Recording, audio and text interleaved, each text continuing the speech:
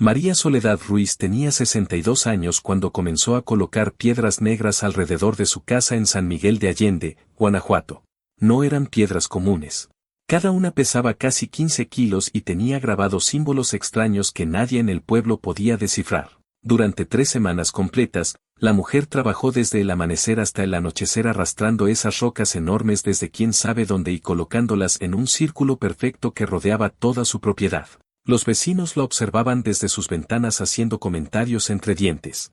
Doña Fernanda, su vecina de toda la vida, fue la primera en confrontarla. Era un martes por la mañana cuando tocó la puerta con tanta fuerza que parecía que la iba a tirar. María Soledad abrió despacio limpiándose el sudor de la frente con un trapo viejo. Tenía las manos llenas de tierra y rasguños de cargar las piedras. «Buenos días, Fernanda. ¿Se le ofrece algo?» «¿Qué se me ofrece?» «María Soledad, todo el barrio está hablando de ti. ¿Qué son esas piedras horribles que pusiste alrededor de tu casa? Parecen lápidas de cementerio. Son piedras de protección, nada más». ¿Protección de qué? ¿De los vecinos? Porque déjame decirte que estás espantando a todo el mundo con esas cosas tan feas. Protección de lo que viene, de lo que viene. Ay, por Dios, María Soledad. Desde que enviudaste te has puesto cada día más rara. Primero fue el jardín que dejaste morir, luego dejaste de ir a misa y ahora estas piedras del demonio. La gente ya está diciendo que perdiste la cabeza. No perdí nada, Fernanda. Al contrario, encontré algo que todos ustedes deberían buscar también. ¿Y qué es eso? Respuestas. Fernanda resopló cruzándose de brazos. Su vestido floreado se movía con el viento frío de la mañana. El clima había estado extraño últimamente. Demasiado frío para ser marzo. El meteorólogo de la televisión nacional había mencionado algo sobre patrones climáticos inusuales, pero nadie le prestaba mucha atención. Mira, María Soledad, yo te aprecio de verdad. Fuimos amigas de Tomás y de ti cuando él vivía. Pero esto que estás haciendo no está bien. Las personas normales no ponen piedras raras alrededor de sus casas. ¿Y quién decide qué es normal? ¿Tú? ¿El padre Gonzalo? ¿Los chismosos del mercado? Normal es lo que cada quien necesita para vivir en paz. Y yo necesito estas piedras. Fernanda negó con la cabeza claramente frustrada. Ya verás que el ayuntamiento te va a mandar quitar esas cosas. No pueden estar ahí. Son vía pública. No están en vía pública. Están dentro de mi propiedad. Medí cada centímetro antes de colocarlas. Siempre hay una excusa para todo contigo.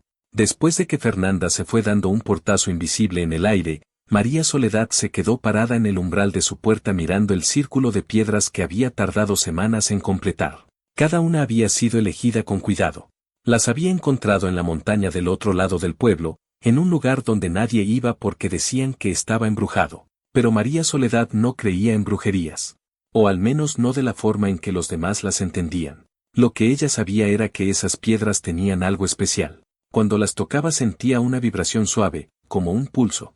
Y en sus sueños, que venían cada noche desde hacía 2 meses, veía esas mismas piedras brillando con luz propia mientras algo terrible se acercaba al pueblo. Algo que nadie más podía ver todavía. Entró a su casa y preparó café en la estufa vieja de gas. La cocina olía a humedad y a soledad. Las paredes estaban decoradas con fotografías de tiempos mejores. Tomás sonriendo en su traje de los domingos. Sus hijos cuando eran pequeños jugando en el patio. La familia reunida en Navidades pasadas. Todo eso había terminado hacía 3 años cuando Tomás murió de un infarto fulminante mientras podaba los rosales del jardín. Desde entonces los hijos apenas la visitaban. Estaban ocupados con sus vidas en la Ciudad de México. Llamaban una vez al mes si acaso. Y ella había aprendido a vivir con la soledad como compañera constante. El teléfono sonó interrumpiendo sus pensamientos. Era su hijo mayor, Roberto. Mamá, ¿qué es esto que me está contando la señora Fernanda en Facebook? ¿Qué pusiste unas piedras gigantes alrededor de la casa? Buenos días, Roberto. ¿Cómo están tú y los niños? Estamos bien, mamá, pero no me cambies el tema. ¿Es verdad lo de las piedras? Es verdad. ¿Y se puede saber para qué? Para protección. Mamá, por favor, no empieces con tus cosas raras. Ya bastante tengo con el trabajo y con todo lo demás. ¿Ahora también tengo que preocuparme porque estás poniendo piedras como si fueras bruja del pueblo? No soy ninguna bruja, Roberto. Y no te pedí que te preocuparas. Solo hago lo que tengo que hacer. ¿Lo que tienes que hacer? Mamá, lo que tienes que hacer es comportarte como una persona normal. Quitar esas piedras ridículas y dejar de darle material a los chismosos para que hablen de ti. Ya la gente habla suficiente. ¿Y a ti te importa más lo que diga la gente que lo que yo necesito? No es eso, mamá. Es que no entiendo que necesitas tú de unas piedras. Roberto, hay cosas que están por pasar. Cosas malas. Y yo necesito estar preparada. ¿Qué cosas? ¿De qué hablas? No puedo explicártelo porque no lo entenderías. Pero confía en mí. Confiar en ti. Mamá, desde que papá murió has estado haciendo puras cosas extrañas. Primero dejaste morir el jardín que tanto amaba. Luego vendiste su camioneta sin consultarnos. Ahora estas piedras. ¿No ves el patrón? Estás deprimida. Necesitas ayuda profesional. No estoy deprimida, hijo. Estoy preparada. Eso es diferente. Mamá, escúchame bien. O quitas esas piedras en los próximos días o voy a tener que ir personalmente a San Miguel y resolver esto. No tienes que venir. Yo sé lo que hago. No sabes nada. Estás enferma y no te das cuenta. La llamada terminó con María Soledad sosteniendo el teléfono muerto en la mano sintiendo como el peso de la incomprensión de su propio hijo le caía encima como una losa. Se sirvió el café y se sentó en la mesa de la cocina. Por la ventana podía ver las piedras negras formando su círculo perfecto. Había 33 en total. Un número que había aparecido en sus sueños repetidamente. 33 piedras para 33 días. Eso era lo que la voz en sus sueños le había dicho. Una voz que sonaba como la de Tomás pero que sabía que no lo era. Una voz que venía de algún lugar más profundo, más antiguo. Pasó el resto de la mañana limpiando la casa tratando de mantener su mente ocupada. Pero los pensamientos seguían volviendo a los sueños. En ellos veía el cielo volverse de un color verde enfermizo. Veía grietas abriéndose en la tierra. Veía a la gente corriendo y gritando. Y veía su casa, la única estructura que permanecía intacta, protegida por el círculo de piedras negras que brillaban con una luz sobrenatural. Al mediodía recibió la visita de don Julio, el presidente de la Asociación de Vecinos. Era un hombre gordo de unos 70 años que siempre llevaba sombrero de paja y que se creía con autoridad para meterse en la vida de todos. Doña María Soledad, buenas tardes. Vengo en representación de la Asociación de Vecinos. Buenos días, don Julio. ¿Gusta pasar? No, gracias. Esto será breve. Vengo a informarle que recibimos una queja formal sobre las piedras que colocó alrededor de su propiedad. ¿Una queja de quién? Eso es confidencial. Pero el punto es que esas piedras están causando molestias visuales en el vecindario. Son mi propiedad y están en mi terreno. Pueden causar molestias visuales de todos modos. Y además está el asunto de la seguridad. ¿Qué seguridad? Esas piedras son peligrosas. Un niño podría treparse y caerse. Los niños de este barrio saben muy bien que no deben meterse en propiedades ajenas. De todos modos, la asociación de vecinos le da un plazo de una semana para remover las piedras. Si no lo hace, tomaremos medidas legales. ¿Medidas legales? Don Julio, usted sabe tan bien como yo que esa asociación de vecinos no tiene ningún poder legal real. Tenemos influencia con el ayuntamiento. No me asusta su influencia, don Julio. Esas piedras se quedan donde están. Está cometiendo un error, doña María Soledad. Un error que le va a costar caro. Veremos quién comete el error. Don Julio se fue masculando entre dientes sobre mujeres tercas y locas de remate. María Soledad cerró la puerta y se recostó contra ella sintiendo como la presión social comenzaba a apretarle el pecho. Pero no iba a ceder. No podía. Los sueños eran demasiado claros. Demasiado insistentes. Durante la tarde pintó algunas de las paredes interiores de la casa que necesitaban retoque. El trabajo físico siempre la había ayudado a pensar con claridad. Mientras pasaba la brocha por la pared recordaba las palabras de Tomás poco antes de morir.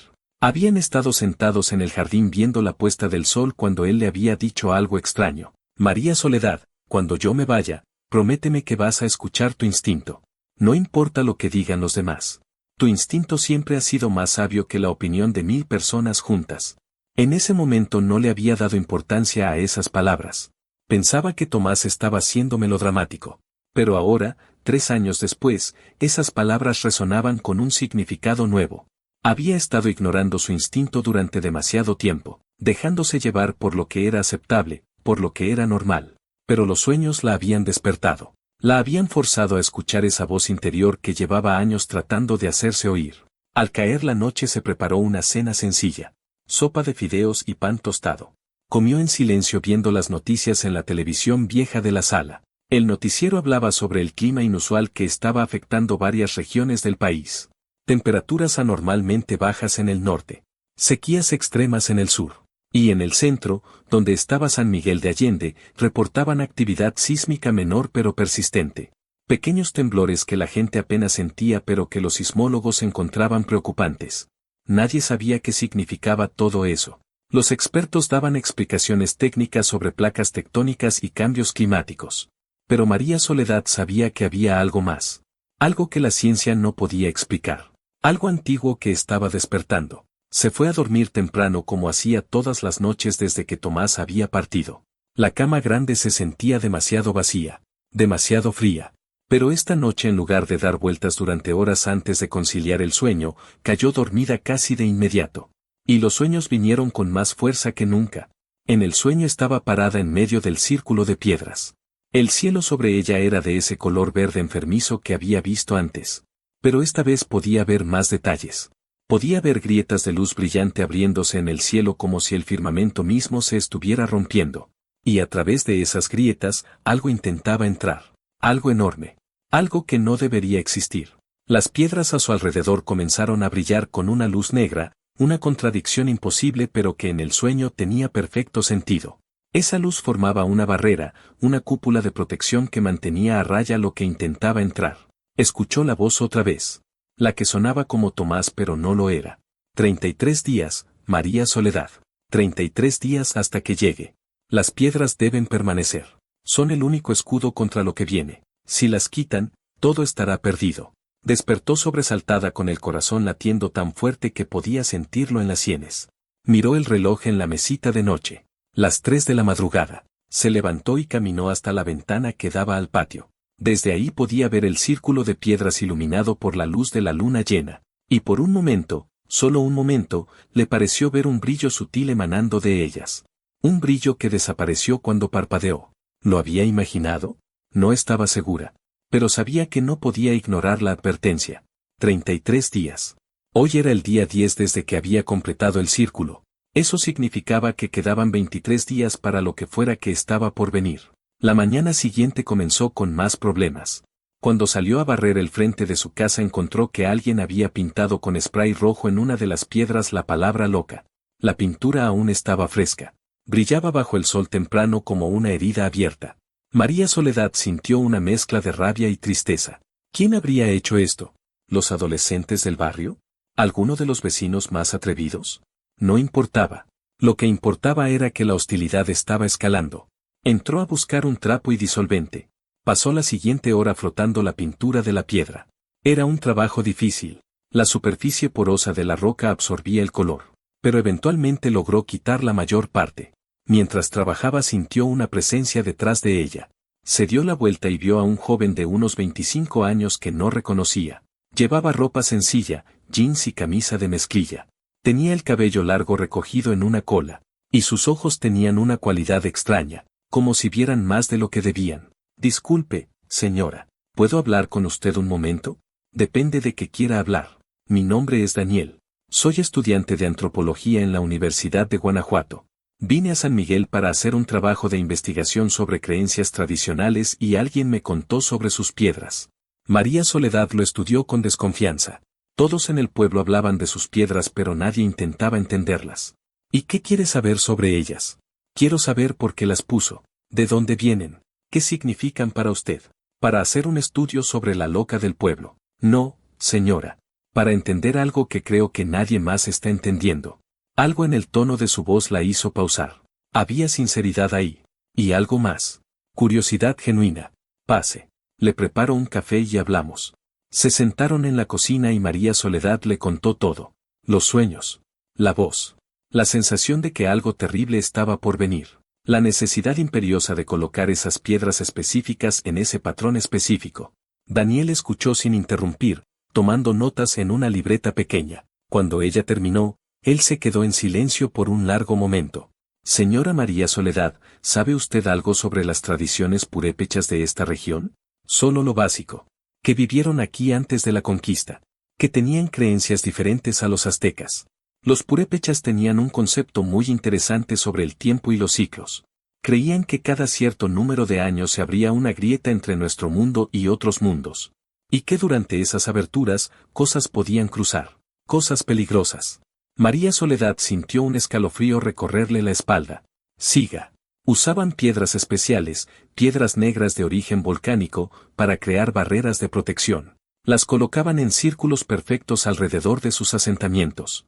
Decían que esas piedras tenían la capacidad de repeler lo que venía de esos otros mundos. ¿Y usted cree en eso? Yo creo que todas las tradiciones tienen un núcleo de verdad. Y creo que hay cosas en este mundo que la ciencia moderna no puede explicar todavía. Las piedras que usted usó, ¿de dónde las trajo? De la montaña, del lado oeste, donde dicen que está embrujado. Daniela sintió como si eso confirmara algo. Ese lugar era sagrado para los purépechas. Era donde extraían las piedras de protección. ¿Cómo supo usted que debía ir ahí? No lo supe. Fue en un sueño. Alguien me mostró el camino. Daniel se inclinó hacia adelante con los ojos brillando de excitación. Señora, ¿puedo pedirle un favor? Puede. ¿Puedo estudiar sus piedras? Tomar medidas, fotografías, hacer algunos análisis. Creo que está pasando algo importante aquí y quiero documentarlo. ¿Y va a pensar que estoy loca? Creo que usted es la única persona en este pueblo que está prestando atención a algo que todos los demás están ignorando. Durante los siguientes días, Daniel se convirtió en un visitante frecuente. Traía equipos de medición, cámaras, libretas llenas de notas. Medía los ángulos entre las piedras. Fotografiaba los símbolos grabados. Tomaba muestras del material. Y mientras trabajaba, conversaba con María Soledad sobre las cosas que estaba descubriendo. Las piedras están colocadas en un patrón que coincide exactamente con formaciones ceremoniales purépechas que he estudiado en otros sitios. La distancia entre cada una sigue una proporción matemática específica. Y los símbolos grabados, algunos de ellos son muy antiguos. Previo a la conquista definitivamente. ¿Cómo llegaron esos símbolos a las piedras? No lo sé. Esa es la parte que no puedo explicar. Es como si las piedras hubieran estado esperando ahí durante siglos para que usted las encontrara. La presencia de Daniel en la casa también tuvo un efecto inesperado. Los vecinos comenzaron a verla de manera diferente. Si un universitario estaba interesado en las piedras, tal vez no eran tan locas después de todo. Tal vez había algo más en ellas. Doña Fernanda incluso se disculpó una tarde. María Soledad, lamento haber sido tan dura contigo. Si hay alguien estudiando tus piedras, tal vez hay algo que nosotros no entendemos. Gracias, Fernanda. Eso significa mucho para mí. ¿Para qué son realmente? Para protección, de algo que está por venir. ¿Y cuándo va a venir eso? Pronto. Muy pronto. Pero a pesar de la disculpa de Fernanda, no todos cambiaron de opinión. Don Julio seguía presionando. Y peor aún, el ayuntamiento finalmente envió un inspector. Era un hombre joven de unos 30 años con traje barato y actitud de superioridad. Señora Ruiz, vengo a inspeccionar las estructuras que colocó alrededor de su propiedad. Adelante. Inspecciónelas. El inspector dio la vuelta al círculo tomando fotografías y haciendo mediciones. Finalmente regresó a donde estaba María Soledad esperando con los brazos cruzados. Señora, estas piedras constituyen una modificación estructural que requiere permiso del ayuntamiento. ¿Permiso para poner piedras en mi propio terreno? Permiso para cualquier estructura que pueda afectar la seguridad o la estética del vecindario. Esto es ridículo. Puede ser ridículo, pero es la ley. Tiene usted 15 días para obtener el permiso retroactivo o para remover las piedras. Si no lo hace, el ayuntamiento procederá a removerlas y a multarla. ¿Cuánto cuesta ese permiso? 5,000 pesos. Más los honorarios del arquitecto que tiene que certificar que la estructura es segura. Digamos que en total unos 15,000 pesos. María Soledad sintió que le faltaba el aire. No tenía ese dinero. Su pensión apenas le alcanzaba para comer y pagar los servicios básicos. ¿Y si no puedo pagar? Entonces las piedras serán removidas. Después de que el inspector se fue, María Soledad se sentó en el patio y lloró por primera vez desde que Tomás había muerto. Lloró de frustración, de impotencia, de miedo. Las piedras tenían que quedarse. Si las quitaban, algo terrible pasaría. Lo sabía con cada fibra de su ser. Daniel apareció esa tarde y la encontró con los ojos rojos. ¿Qué pasó, señora? Le contó sobre la visita del inspector y la multa que no podía pagar. Daniel se quedó pensativo por un momento. Tengo una idea. ¿Qué idea? Voy a contactar a mi profesor en la universidad. Él tiene conexiones con el Instituto Nacional de Antropología e Historia. Si logramos que el INAH declare este sitio como de interés arqueológico, el ayuntamiento no podrá tocar nada. ¿Eso es posible? Es posible si puedo probar que estas piedras tienen valor histórico real. Y creo que puedo. Daniel trabajó día y noche durante la siguiente semana. Compiló toda su investigación, tomó cientos de fotografías, hizo análisis comparativos con otros sitios arqueológicos. Y finalmente presentó un reporte completo al INAH. Mientras tanto, la tensión en el pueblo crecía. Los pequeños temblores que habían estado ocurriendo se volvieron más frecuentes. El clima se puso más extraño. Algunos días hacía un calor sofocante. Otros días el frío era casi invernal. Las personas comenzaban a ponerse nerviosas. Y María Soledad contaba los días. Día 15. Día 16. Día 17. Quedaban menos de 2 semanas para el día 33. Para cuando fuera que estuviera por llegar. El día 20, Roberto apareció sin avisar. Llegó en su carro nuevo, un BMW negro brillante que contrastaba con las casas humildes del barrio. Mamá, vine a llevarte a casa conmigo. A la Ciudad de México. No me voy a ningún lado, Roberto. Mamá, por favor. El ayuntamiento va a quitar tus piedras. Vas a tener problemas legales. Es mejor que vengas conmigo hasta que todo esto se resuelva. No puedo irme. Las piedras tienen que estar protegidas. Por Dios, mamá. Son solo piedras. No son solo piedras. Son protección contra algo que está por venir. ¿Contra qué, mamá? ¿Contra qué? Roberto estaba claramente al límite de su paciencia. Contra algo que no puedes entender porque no quieres ver. Pero está viniendo. Y cuando llegue, todos van a desear haber escuchado. No voy a quedarme aquí discutiendo locuras. O vienes conmigo por las buenas o te llevo por las malas. No puedes obligarme. Soy tu hijo. Tengo derecho legal de cuidarte si estás enferma. No estoy enferma. Estás actuando como si lo estuvieras. La discusión fue interrumpida por la llegada de Daniel con noticias. Señora María Soledad. Funcionó. El INAH aprobó la declaratoria. Este sitio es ahora oficialmente de interés arqueológico. Nadie puede tocar las piedras sin permiso federal. Roberto miró a Daniel con desconfianza. ¿Y tú quién eres? Daniel Cortés, estudiante de antropología. He estado investigando el sitio de la señora. ¿Qué sitio? Las piedras de su mamá son una formación ceremonial purépecha auténtica. Tienen cientos de años de antigüedad. Eso es imposible. Mi mamá puso esas piedras hace menos de un mes. Las piedras son antiguas.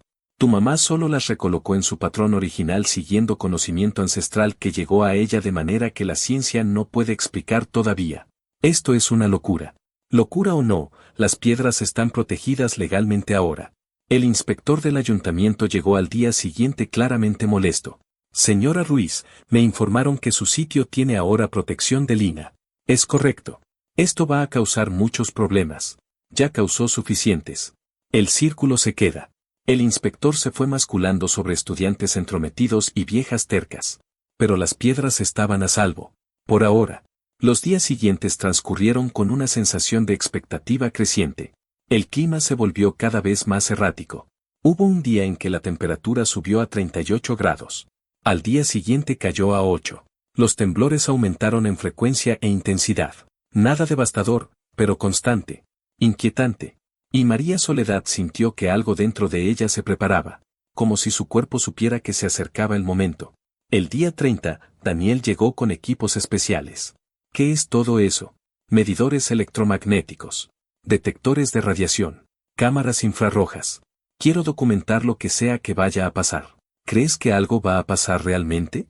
Señora, he medido las anomalías en este sitio durante las últimas semanas. Hay fluctuaciones energéticas que no puedo explicar. Algo está construyéndose. Y creo que va a culminar exactamente cuando usted dijo. En el día 33. Esa noche, María Soledad apenas pudo dormir. Los sueños venían con más intensidad que nunca. Veía el cielo rasgándose. Veía cosas intentando cruzar. Cosas sin forma definida. Cosas que no deberían existir. Y veía las piedras brillando con esa luz negra imposible, manteniendo la barrera, protegiendo no solo su casa sino todo el pueblo. El día 32 amaneció con un cielo extraño. No había nubes, pero el sol se veía opaco. Como si algo invisible estuviera filtrando su luz. Las personas en el pueblo comenzaron a sentirlo. Esa sensación de que algo no estaba bien. Que algo estaba por pasar. Doña Fernanda tocó a la puerta de María Soledad esa tarde. No vengo a pelear. Vengo porque tengo miedo. Yo también tengo miedo, Fernanda. Pero estamos protegidas. ¿Cómo puedes estar tan segura? Porque confío en lo que me fue mostrado. Fernanda miró las piedras con una mezcla de miedo y esperanza. ¿Puedo quedarme aquí esta noche? Tú y tu familia. ¿Pueden quedarse? Esa noche, la casa de María Soledad se llenó de gente. Fernanda y su familia. Don Julio, quien nunca admitió en voz alta que estaba asustado pero que apareció con una excusa débil sobre querer disculparse. Varios otros vecinos que habían sentido la opresión creciente en el aire y que buscaban refugio. Daniel instaló sus equipos alrededor del círculo de piedras. Y esperaron. A las 11 de la noche del día 32, los temblores comenzaron en serio. No eran fuertes pero eran constantes. Como si la tierra estuviera respirando. Y entonces, exactamente a la medianoche, cuando comenzaba el día 33, sucedió. El cielo se rasgó. No hay otra forma de describirlo. Una grieta de luz verde antinatural apareció sobre San Miguel de Allende. Se extendía de horizonte a horizonte. Y a través de ella, comenzaron a aparecer formas. Sombras. Cosas. Los equipos de Daniel enloquecieron. Los medidores electromagnéticos marcaban niveles imposibles. Las cámaras captaban espectros de luz que no deberían existir. Y las personas en la casa gritaron de terror. Pero María Soledad se mantuvo calmada. Salió al patio, se paró en el centro del círculo de piedras y extendió sus manos. Las piedras comenzaron a brillar. Esa luz negra imposible que había visto en sus sueños. Se elevó formando una cúpula sobre la casa. Sobre el patio. Sobre todos los que habían buscado refugio ahí. Las cosas en el cielo intentaron descender. Pero cuando tocaban la cúpula de luz negra, se disolvían, se desintegraban, no podían cruzar. María Soledad sintió la energía fluyendo a través de ella. No venía de ella, venía de las piedras, de algo antiguo que las había imbuido con poder hacía siglos. Y ese poder estaba siendo liberado ahora para cumplir el propósito para el cual había sido creado: proteger, defender, mantener a raya lo que no debía cruzar. La grieta en el cielo permaneció abierta durante toda la noche. Cosas intentaron entrar una y otra vez. Y una y otra vez fueron repelidas por la barrera. Pero no todos en San Miguel de Allende estaban protegidos. Solo aquellos dentro del círculo. En el resto del pueblo, María Soledad podía escuchar gritos. Podía ver luces extrañas. Podía sentir el terror que se extendía como una plaga. Al amanecer, la grieta comenzó a cerrarse. Lentamente. Como una herida sanando. Las formas se retiraron, las sombras se disolvieron, y finalmente, con el sol completamente arriba, el cielo volvió a ser normal. María Soledad cayó de rodillas exhausta. La luz de las piedras se apagó. Y todos los que habían estado en la casa salieron lentamente, incrédulos de estar vivos. ¿Qué fue eso?, preguntó don Julio con voz temblorosa. Protección, respondió María Soledad. Justo lo que les dije que sería. Daniel estaba revisando frenéticamente sus equipos. Los datos que registré. Esto va a cambiar todo. Va a probar que hay dimensiones que la ciencia no reconoce. Que las tradiciones antiguas sabían cosas que hemos olvidado. Pero cuando intentó revisar las grabaciones de las cámaras, todas estaban en blanco. Los medidores electromagnéticos se habían reiniciado. No había ninguna evidencia física de lo que había pasado. Solo estaban los testimonios de las personas que lo habían vivido. Y en un pueblo pequeño como San Miguel de Allende, los testimonios podían ser fácilmente descartados como histeria colectiva. Durante las siguientes semanas, las autoridades investigaron. Enviaron científicos, psicólogos, investigadores. Todos intentando encontrar una explicación lógica para lo que había pasado. Algunos dijeron que había sido un evento meteorológico inusual. Otros hablaron de gases tóxicos del subsuelo que causaron alucinaciones masivas.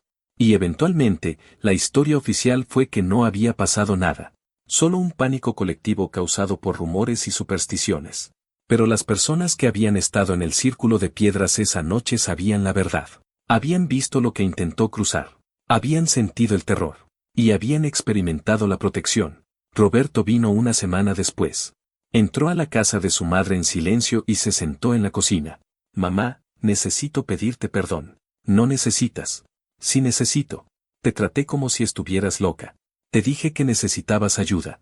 Pero tú estabas salvándonos a todos y yo era demasiado arrogante para verlo. Hijo, la arrogancia es una forma de protección también. Nos protege de tener que enfrentar cosas que no queremos creer que existen. Pero lo que pasó esa noche. Esas cosas en el cielo. María Soledad, yo las vi. Las vi intentando bajar. Y vi tu círculo protegiéndonos. ¿Cómo supiste? No lo supe. Solo confié. En los sueños, en los instintos, en el conocimiento que me fue dado. ¿Y ahora qué? Preguntó Roberto. Ahora vivimos con la certeza de que el mundo es mucho más extraño de lo que creíamos. Y de que a veces la locura es solo sabiduría que llega antes de su tiempo. Las piedras permanecieron en su lugar. Elina mantuvo la protección del sitio. Y con el tiempo, la casa de María Soledad se convirtió en un lugar de peregrinación. Personas venían de todo el país a ver el círculo, a tocarlo, a sentir la energía que emanaba de él. Daniel completó su tesis basándose en el sitio y se graduó con honores. Luego se quedó en San Miguel, abriendo un centro de estudio sobre conocimientos ancestrales. María Soledad se convirtió en su colaboradora principal, compartiendo lo que había aprendido a través de sus sueños y experiencias. Don Julio nunca admitió públicamente que había estado equivocado, pero dejó de causar problemas. Y doña Fernanda se convirtió en la mejor amiga de María Soledad, visitándola casi todos los días para tomar café y hablar sobre cosas ordinarias y extraordinarias. 6 meses después del evento, María Soledad estaba sentada en el patio una noche viendo las estrellas. Las piedras brillaban suavemente bajo la luz de la luna, un brillo que solo ella podía ver, o tal vez solo que ella admitía ver. Roberto la visitaba cada fin de semana ahora, trayendo a sus hijos para que conocieran a la abuela que había salvado al pueblo. Los niños jugaban alrededor de las piedras tratándolas con el respeto instintivo que los niños tienen por las cosas sagradas. Daniel se acercó esa noche con 2 tazas de té. Señora María Soledad, ¿puedo preguntarle algo? Siempre puedes. ¿Los sueños continúan? Continúan, pero son diferentes ahora. ¿Diferentes cómo? Ahora sueño con el futuro.